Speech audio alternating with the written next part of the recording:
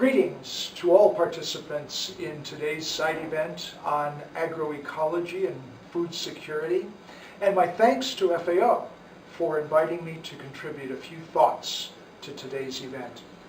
My name is Dennis Garrity. I am the Drylands Ambassador for the United Nations Convention on Desertification and was former Director General at the World Agroforestry Center here in Nairobi, and currently serving as the chair of the partnership to create an evergreen agriculture. I look forward to sharing with you three observations on the role of agroecology in making agriculture more productive and sustainable right now and in the future. My first point is that agroecology is getting more attention today than ever before, and that is great. But it is also important to remember that agroecology is not new at all. In fact, it's a body of knowledge that really came together scientifically back in the 1980s. And that knowledge itself was built on the experience and keen observations of farmers down through the centuries. It came of age not long after ecology itself became recognized as an important aspect of the management of our ecosystems and environment, after the first Earth Day in 1970, and the realization that there was important principles from ecology that could inform better and cheaper ways of farming. Agroecology was indeed a very young field when I was the head of the agroecology unit at the International Rice Research Institute in the Philippines during the 1980s. The science of farming by agroecological principles was just coming together in those days. But now we have such a wealth of knowledge at our disposal about how farmers can save money by using agroecological principles while producing more and regenerating the soil and land that is so important to future production. My second observation is actually that agroecological farming is sometimes seen as more traditional and unsuited to the modern business-like way to farm. Nothing, however, could be further from the truth. Farming agroecologically is a more sophisticated and a more knowledge-intensive way of farming than conventional approaches. And it's in fact, the whole idea behind agroecology is to farm smarter by using intelligently the ways that can be practiced to maximize productivity while saving on investments in costly chemical inputs. Now, integrated pest management is a great example of this. Managing pests in a rice field or a maize field by stimulating the populations of the natural predators that eat and do their job by eating up the pests is a classic example, and thus saving money by the lower use of chemical pesticides in turn. FAO has done a wonderful job over the past several decades in deploying IPM in agriculture all over the world. My third point is that agroecological farming is often confused with organic farming.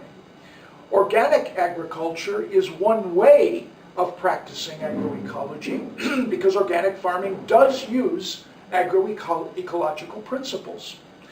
But it is good to remember that any conventional farm can improve its bottom line by applying agroecological principles to the production of its crops, its livestock, and its trees.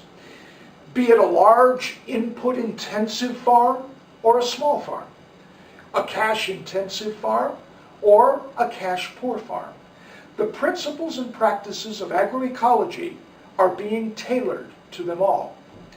The basic idea is to better use the biological resources that are there on the farm to complement and synergize with whatever purchased inputs are being used to augment production into cropping systems. We call this evergreen agriculture because these trees and shrubs provide so many additional benefits that they can help to intensify production and provide more diversification of income as well. And there are many variations of evergreen agriculture. For example, this wheat field in France, where walnut trees are incorporated through alley cropping.